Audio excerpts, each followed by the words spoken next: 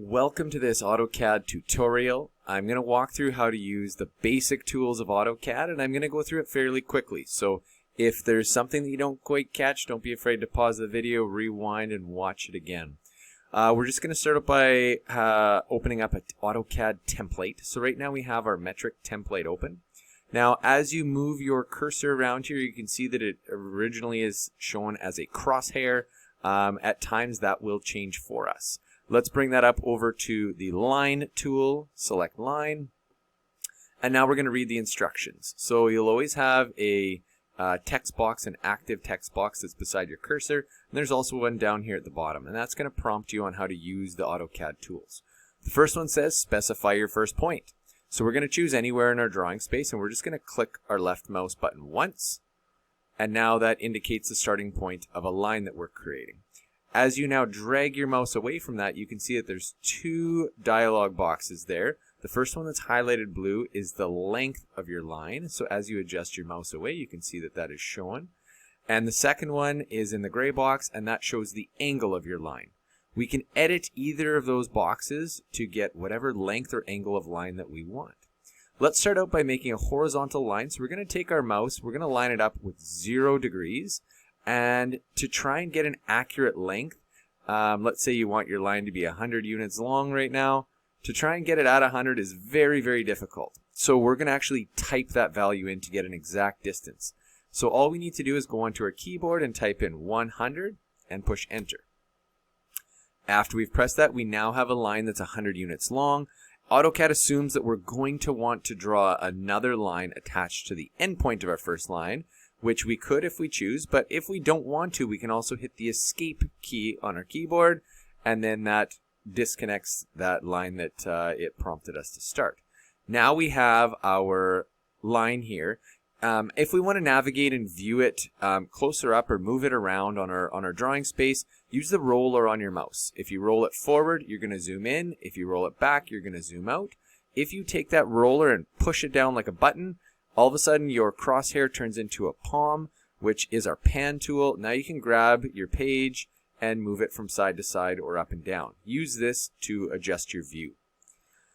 If we want to now create another line, one thing we want to make sure we have turned on down here is this snap cursor button here. If it is turned gray like that, we're unable to snap directly to the endpoint of a line. We want to make sure that that is highlighted blue, and there's a little arrow beside it which shows us all of our different snaps that we can have turned on. We want to make sure for this one that our endpoint is turned on. And now we're going to select line. And now as we get close to the endpoint of that line, all of a sudden it's going to highlight a green box at the end and it'll say endpoint. So that will snap the start of our new line to the end of our first line. We're then going to click our mouse to start our line.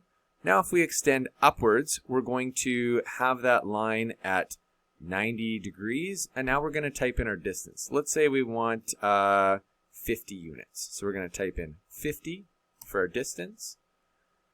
And now we're going to come over to the left, and we're going to do a line that's 100 units long, and then back down 50. So we're going to create a rectangle here. Once we're done drawing our rectangle, we can hit escape. Now that we have our rectangle drawn, we're going to look at how to select items.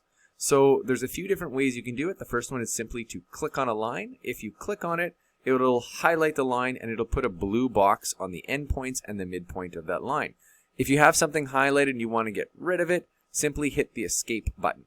If you've ever drawn a line that you don't want, you can select it. You can hit the erase button up here or use the delete key on your keyboard. You also have an undo button up here, so if you've ever done anything that you've deleted a line that you want to bring back, hit the undo button and you can backtrack through your steps. Okay, let's say we want to select all of the lines in this rectangle. You can either go along and individually select all the lines, like this, or a quicker way is to make a selection box. When you make a selection box, simply click your mouse down once and then release.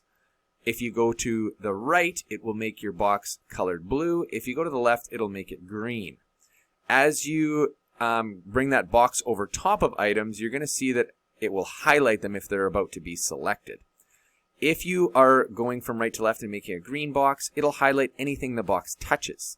if you are going from left to right, it makes a blue box. The entire line must be inside the box for it to be selected.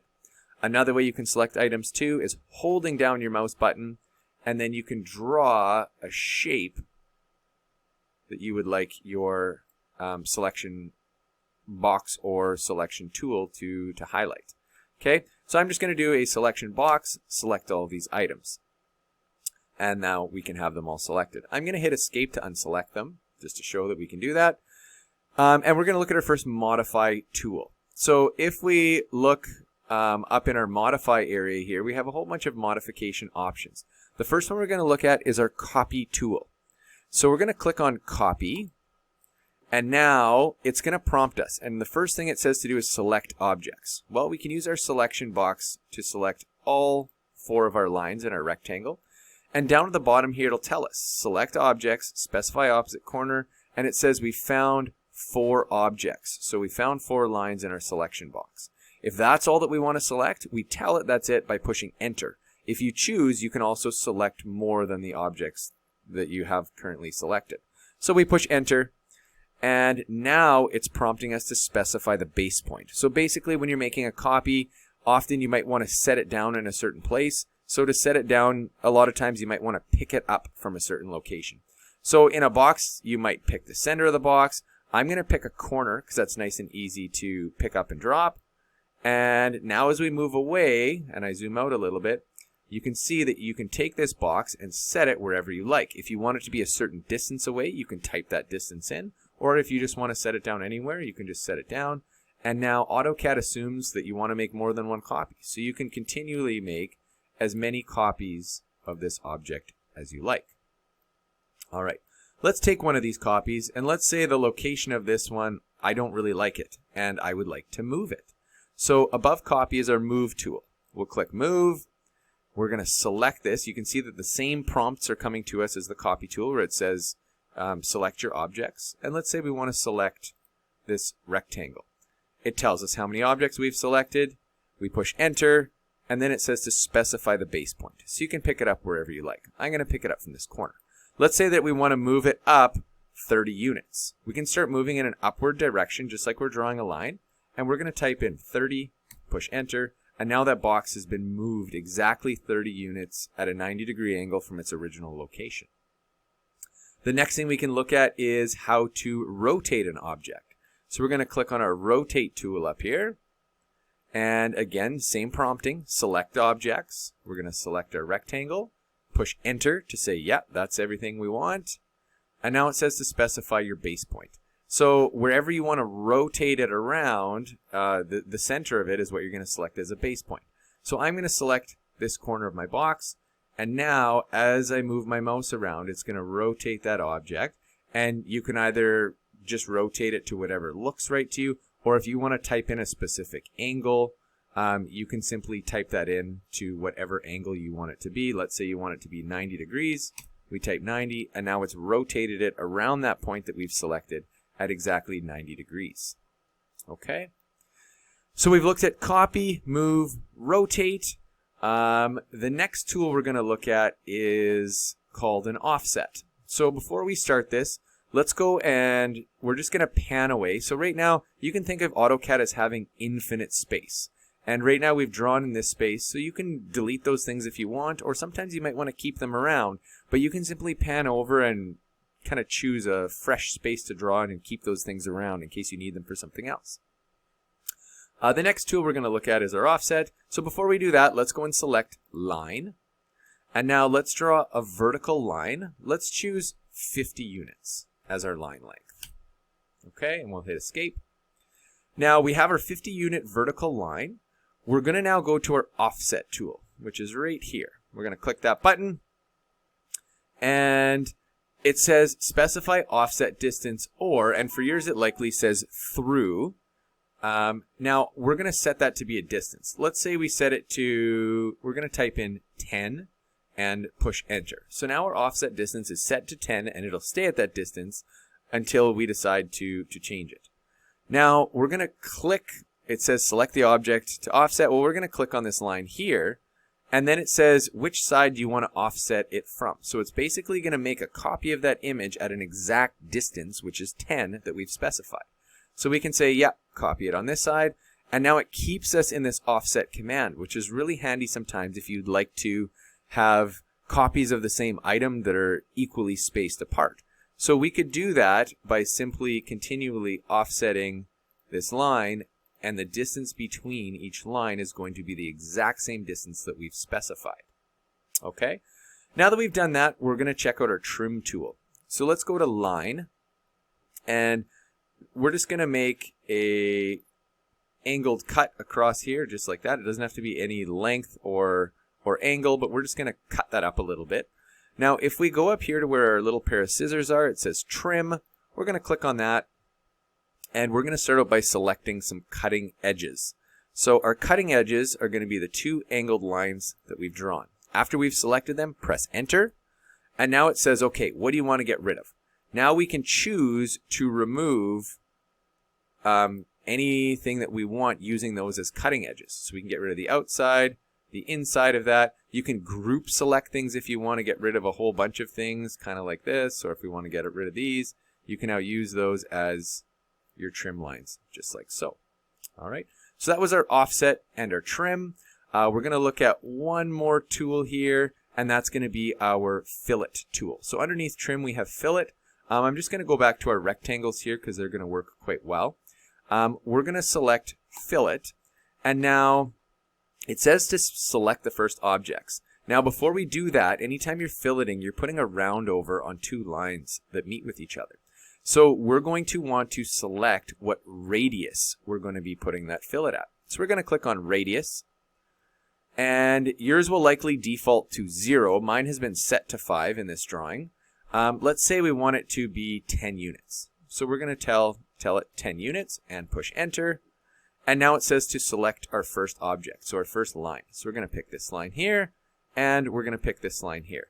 Now it automatically puts a radius of 10 on that corner. If we select fillet again, it's going to keep it set at a radius of 10. We don't have to set that again. We can simply go and select the two lines that we would like to fillet together. And now you can go around and add that to your rectangle. All right, the last thing we're going to look at here are layers. So up in your layer menu here, you have the option to click this arrow here, and you can look at a number of different drawing layers. You can change your drawing layer by simply clicking on one. So in this case, we could set a construction layer as our drawing layer, and now you can see that the color of that is red, and it is a construction layer. If we want to, say, mark out some distances for something that we're doing, you can then draw whatever shape that you want, use it as reference lines, and then if you want to turn that off later, because they were just reference lines, they weren't part of your object, we can go in here and we can go over top of this layer and turn the light bulb off, and now those lines disappear. However, they're not deleted. If we need them later, we can always go back in, turn the light on, and bring those back. Okay? One last thing to show. I know I said it was the last thing, but I got one more thing, and that is measuring. Over here we have under our Utilities tab, a way to measure. If you click on the Measuring tab underneath, it gives you a whole bunch of different options on how you can measure. A common one that people use is the distance measure. So we can confirm our line lengths by simply clicking on the end of those two lines there, and that shows us that line is 100 units. Now, AutoCAD added a new feature to 2020, and that is the Quick Measure tool. So if we go under here, we click on Quick Measure, it will try to assume what it is you're trying to measure, and it gives you a whole bunch of pieces of information all at the same time. So here it shows us our length and our width of our rectangle that we've drawn. It shows us we have 90-degree perpendicular corners, and that information is given as you hover inside of these objects to confirm sizes. All right, I hope you enjoy your time in AutoCAD.